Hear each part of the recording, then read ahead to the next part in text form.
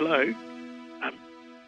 My dear wife Betty, she's passed away.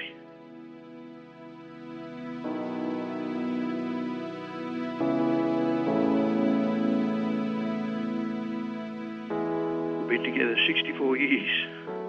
Can't believe she's gone.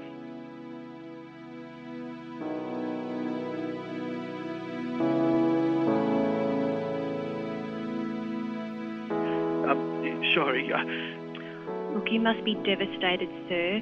My name is Mandy, and I'm here to help you and guide you through this whole process.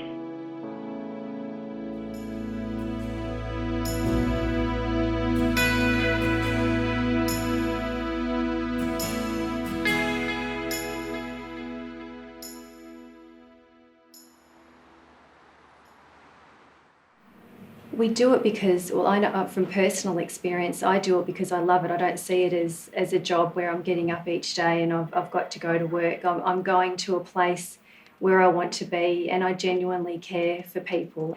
It's what I was put on this earth to do, was to look after and care for people, and what better way than to look after people when they're generally at their lowest. So the funeral advice line was created from, I believe, a lot of phone traffic into branches. So to have that available 24 hours a day, 7 days a week to client families was a great initiative. It was a growing need for information from families. You know, they wanted to know what happens when a person dies, where do they go, how do we put funeral arrangements together? How do we arrange a grave? We don't know what to do. Oh, hello, is that Mrs. Rogers? Mrs. Rogers, it's Mandy calling from Tobin Brothers Funerals. Is it convenient to talk? Thank you.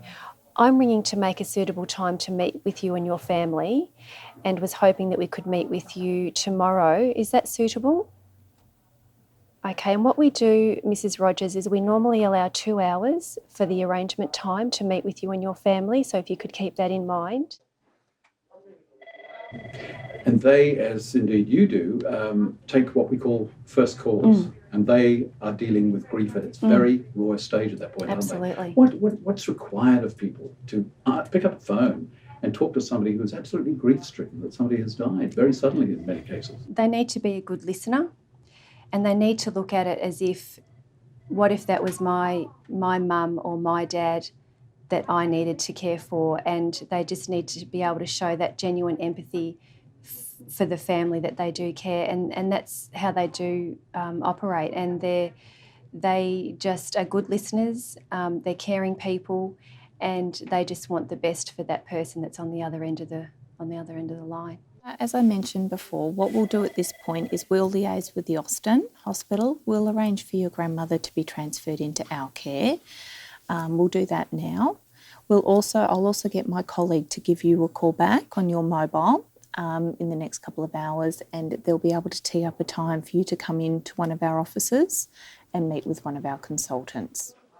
They're looking for the care that their loved one is going to receive once they've been transferred into a funeral director's care.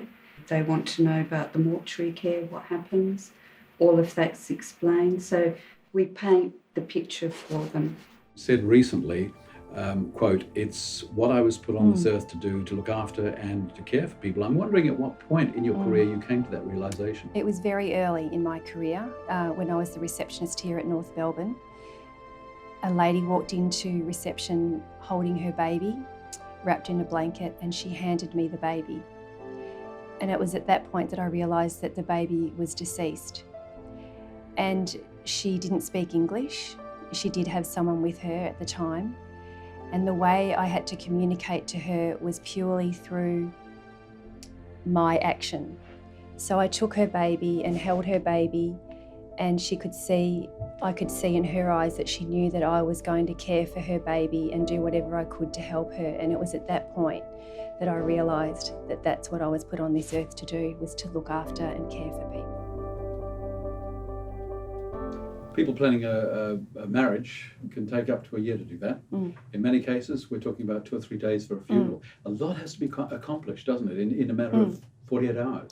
Well, generally we get 3 to 5 days to put a funeral together, which is a short time, and we need to get it right. We only get one chance to do it right for the families.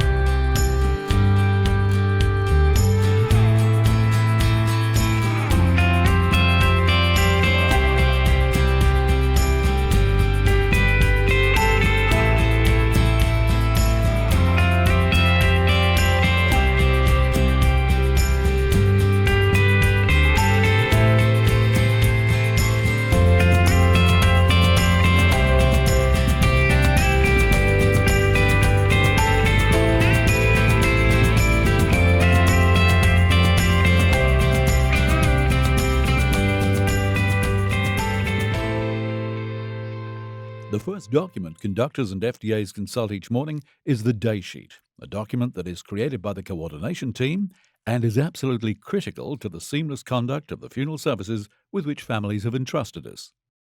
So it is a juggling act of trying to make sure you've got enough vehicles available, enough limousines, enough coaches, and the staff to look after these families in the appropriate manner that they deserve to be looked after. Service delivery wise, we've got around about close to 50 service delivery vehicles.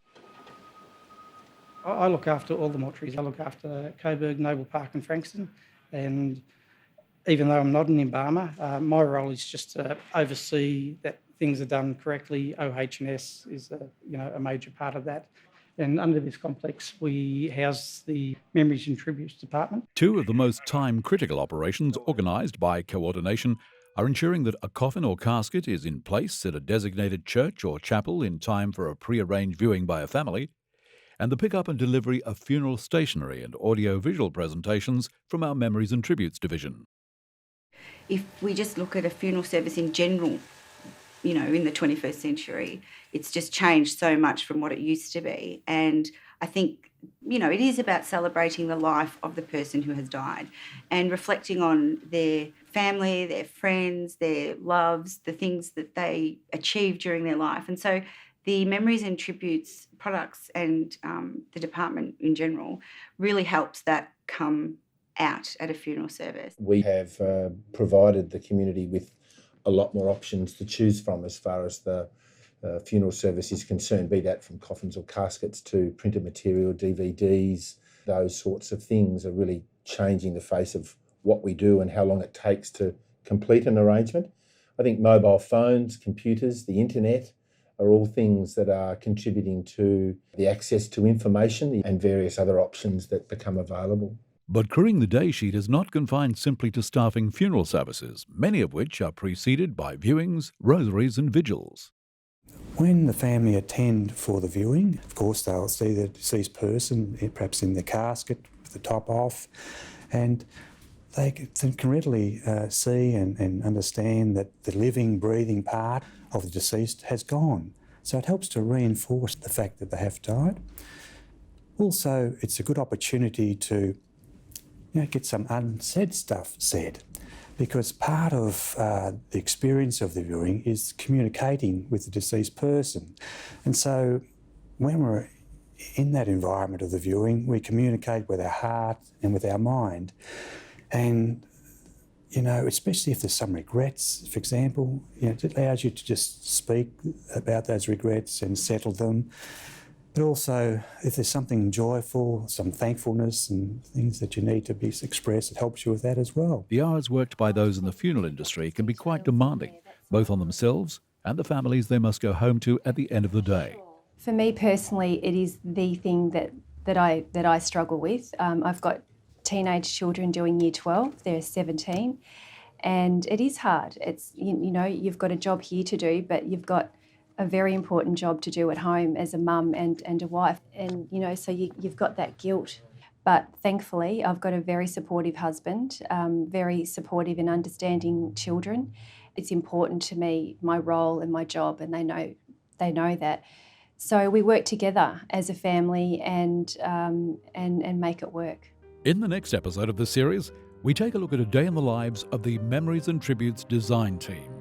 These artistically talented men and women are responsible for producing an impressive range of funeral stationery and audiovisual presentations and are dedicated to celebrating lives.